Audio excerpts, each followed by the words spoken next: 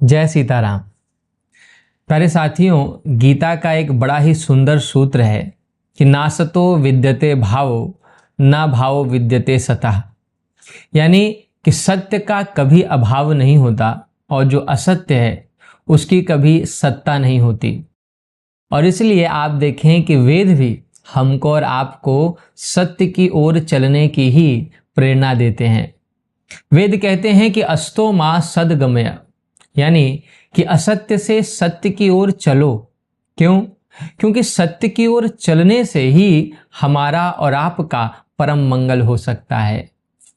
लेकिन प्यारे साथियों, वह सत्य क्या है जिसकी ओर चलने की प्रेरणा वेद हमको और आपको दे रहे हैं और जिसकी बात गीता में भगवान स्वयं कर रहे हैं और उसके संबंध में कह रहे हैं कि इसका अभाव कभी नहीं होता। तो वह सत्य क्या है और हम किस प्रकार से उस सत्य की ओर चलें ताकि हमारा और आपका जीवन सुख और आनंद से भर जाए, परिपूर्ण हो जाए। आज यहाँ इस वीडियो में हम इसी विषय पर चर्चा करेंगे। तो आइए अब और अधिक समय ना लेते हुए अपनी आज की इस महत्वपूर्ण चर्चा को हम शुरू करें। प्यारे साथियों, गीता के जिस सूत्र की बात अभी कुछ देर पहले हमने की, अगर आप ध्यान दें तो गीता के उस सूत्र में ही सत्य क्या है इस प्रश्न का उत्तर छिपा हुआ है। सत्य के संबंध में गीता ने कहा कि ना भावो विद्यते सतः, यानी कि जिसका कभी अभाव नहीं होता वही सत्य है। आप देखें कि शरीर, हमारा जो शरीर है, पहले भी नहीं था और बाद में भी नहीं होगा। संसार पहले भी नहीं था और बाद में भी नहीं होगा। तो सिद्धांत क्या है कि जिसकी सत्ता पहले नहीं थी और अंत में भी नहीं होगी, उसकी सत्ता वर्तमान में भी नहीं है या नहीं होती। लेकिन जिसकी सत्ता आरंभ, मध्य और अंत तीनों में ही बनी रहती है और एक जैसी रहती है, सत्य वही है।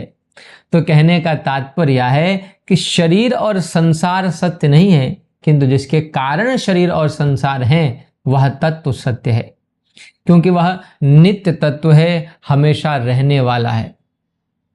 आप देखें कि यहाँ दो तत्वों की बात होती है, एक तो प्रकृति की और दूसरा है जो तत्व, वो है पुरुष। तो जो प्रकृति है वह जड़ है और जो पुरुष है वह चेतन तत्व है। चेतन अविकारी तत्व है, उसमें कोई विकार नहीं है, किंतु जब उसका संयोग जड़ प्रकृति के साथ होता है तो जड़ प्रकृति में विकार उत्पन्न हो जाता है। और क्योंकि प्रकृति त्रिगुणमयी है, यानी कि उसमें तीन गुण हैं, सत, रज और तम, तो चेतना की चेतनता के कारण उन्हीं प्रकृति के तीन गुणों के तालमेल से यह सारा संसार जो है वो प्रकट होता है। आप इसका वर्णन जो है सांख्य दर्शन में विस्तार से चाहें तो पढ़ सकते हैं, किंतु यहाँ जो सबसे महत्वपूर्ण बात है वह यह है कि सत्य अविकारी है, नित्य है, अर्थात सदा रहने वाला है और सबका मूल कारण है। जड़ प्रकृति में जो गति है, उसमें जो हलचल है, उसके पीछे सत्य ही कारण है। और इसलिए यदि सत्य ना हो तो प्रकृति जस की तस रहेगी। परिणाम में संसार का और संसार के प्राणियों का फिर कोई अस्तित्व नहीं होगा। तो कहने का तात्पर्य है कि सत्य हमारे और आपके अस्तित्व का कारण है। हम और आप जिस कारण से यहाँ पर हैं वह कारण सत्य ही है। इसलिए वेद उसकी ओर चलने की हमको और आपको प्रेरणा देते हैं। क्योंकि प्यारे साथियों, अगर आप विचार करें तो पाएंगे कि जो लोग जीवन में कारण की खोज कर लेते हैं वे लोग सुखी हो जाते हैं। संसार में जो कुछ भी है या जो कुछ भी हो रहा है या जो कुछ भी होगा भविष्य में, सबके पीछे कुछ ना कुछ कारण है। बिना कारण के कार्य नहीं होता, यह सिद्धांत है जिसको कि हम कारण कार्य सिद्धांत कहते हैं। जैसे कि मान लीजिए कि आपके पेट में बहुत दर्द है या आप अचानक से बहुत बीमार पड़ गए। अब उसके पीछे कोई कारण तो होगा जिसका पता जब आप डॉक्टर के पास जाएंगे तब आपको चलेगा।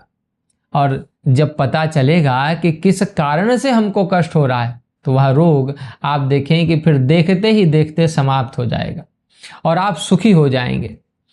तो ठीक ऐसे ही गीता में भगवान ने संसार के संबंध में कहा कि संसार दुखालयम, यानी कि जैसे औषधालय होता है, विद्यालय होता है, वैसे ही यह जो संसार है यह दुख का आलय है। माने कि यहाँ दुख ही दुख है। क्यों? क्योंकि हमारे और आपके पास भगवान की कृपा से एक बड़ी ही अद्भुत चीज है जो कि रस के प्रवाह में मूल कारण है, जिसे हम और आप दिल कहते हैं, और यहाँ वहाँ उसको लगाते फिरते हैं और फिर परिणाम में दुख पाते हैं। क्योंकि जैसा कि हमने देखा कि संसार अनित्य है, सत्य नहीं है, तो जो सत्य नहीं है उससे दिल लगाओगे तो दुख तो मिलेगा ही।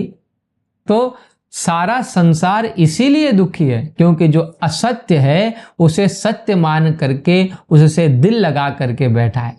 और इसीलिए वेद उस असत्य से सत्य की ओर चलने की बात करते हैं, उसकी ओर चलने के लिए हमको और आपको प्रेरित करते हैं। क्योंकि जब हम और आप सत्य की ओर चलेंगे तो यह जान जाएंगे कि वास्तव में हमारे दुख का कारण क्या है। हम जान जाएंगे कि संसार अशाश्वतम है और फिर उससे ना तो हम जो है दिल लगाएंगे और ना ही फिर दुखी होंगे। यानी कि अपने स्वरूप में स्थित होकर सदा के लिए हम सुखी हो जाएंगे, आनंदित हो जाएंगे। तो इस प्रकार सत्य क्या है यह तो हम जान गए, और वेद किस प्रकार से उस सत्य की ओर चलने की हमको और आपको जो है प्रेरणा देते हैं, इस पर भी हमने विस्तार से चर्चा की। अतः अब आइए जिस सत्य की चर्चा अभी हमने की, उस सत्य की ओर आखिर हम और आप चले कैसे, इस पर भी थोड़ी चर्चा कर लें। पहले साथियों, जब हम ईश्वर की प्रेरणा से सत्य की ओर चलने लगते हैं तो आप देखें जो असत्य है उसकी असत्यता का बोध हमको और आपको धीरे धीरे होने लगता है। हम अनुभव कर पाते हैं कि संसार और संसार के यह जो नाना प्रकार के भोग हैं यह तो वास्तव में ओस कण की भांति क्षण भंगुर हैं। माने कि जैसे सूर्य के तनिक से ताप से तपित होकर ओस की बूंदें भाप बनकर उड़ जाती हैं, ठीक वैसे ही काल के प्रभाव से प्रभावित होकर संसार और संसार के भोग देखते ही देखते कब उड़ जाते हैं पता ही नहीं चलता। हमारा माना हुआ सत्य देखते ही देखते हमारी आंखों के सामने कब नष्ट हो जाता है हमें पता ही नहीं चलता। और फिर जब नष्ट होने के बाद अगर कुछ शेष रह जाता है तो वह केवल और केवल दुख और अशांति है, जिसका अनुभव फिर हमें प्रतिदिन मारता है, कष्ट देता है। तो इसलिए हम कष्ट से बच जाएं, दुख और संताप से बच जाएं तथा परम शांति पद को प्राप्त करें। इसी दृष्टि से सत्य की ओर चलने की बात हमारे सद्ग्रंथों द्वारा की जाती है। लेकिन प्रश्न यही उठता है कि हम उसकी ओर आखिर चलें तो चलें किस प्रकार। तो पहले साथियों, मुझे लगता है कि जिस प्रकार से हम असत्य को भीतर सत्य मानकर बैठे हैं, ठीक उसी प्रकार से अगर हम सत्य की सत्यता को भीतर से मान लें, भीतर बैठा लें, तो हमारा काम बन जाएगा। यह कहने में तो आप देखें कि सरल है, किंतु भीतर से मानना बड़ा कठिन है। लेकिन यदि हम बार बार ऐसा अभ्यास करें कि संसार की अनित्यता को और उसके क्षण भंगुरता को देखते हुए भीतर से उसे त्याग कर जो शेष रह जाए उस सत्य को भीतर बैठाने का प्रयास करें, तो हमारा प्यारे साथियों काम बन सकता है। भीतर से यदि मान्यता दृढ़ हो जाए कि संसार दुखालयम अशाश्वतम, तो काम बन जाएगा।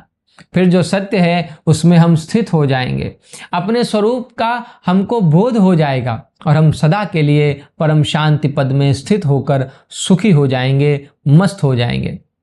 फिर कभी हमें किसी भी प्रकार का कोई दुख नहीं व्यापेगा, कोई संताप हमें व्याकुल नहीं कर पाएगा और कोई द्वंद्व हमें अशांत नहीं कर पाएगा। हम परम शांति को प्राप्त हो जाएंगे, मुक्त हो जाएंगे।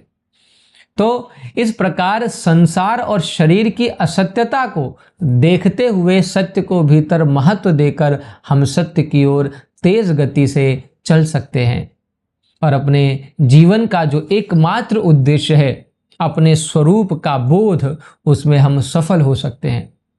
पर साथियों, मुझे आशा है कि आज की इस चर्चा को आपने ध्यानपूर्वक सुनकर हृदयंगम कर लिया होगा। आज हम लोगों ने अपनी इस चर्चा में गीता का जो यह सुंदर सा सूत्र है कि ना सतो विद्यते भाव ना भाव विद्यते सतः, इस पर बड़ी गंभीरता से विचार किया और सत्य क्या है और किस प्रकार से उसकी ओर हम और आप चलकर सुखी हो सकते हैं, मुक्त हो सकते हैं, इस पर भी हमने बात की। अब आपसे अनुरोध है कि अपनी अमूल्य प्रतिक्रिया कमेंट के माध्यम से हमें अवश्य दें और यदि आप चैनल पर नए हैं तो चैनल को सब्सक्राइब ज़रूर करें और बेल आइकन दबाना ना भूलें ताकि हमारे जो वीडियोस हैं वे वीडियोस आपको समय समय पर मिलते रहें और आपके जीवन में कुछ सकारात्मक बदलाव लाने में आपका सहयोग कर सकें। आपसे फिर मुलाकात होगी ऐसे ही किसी और गंभीर और दार्शनिक विषय के साथ। तब तक के लिए आप सभी को जय सीताराम।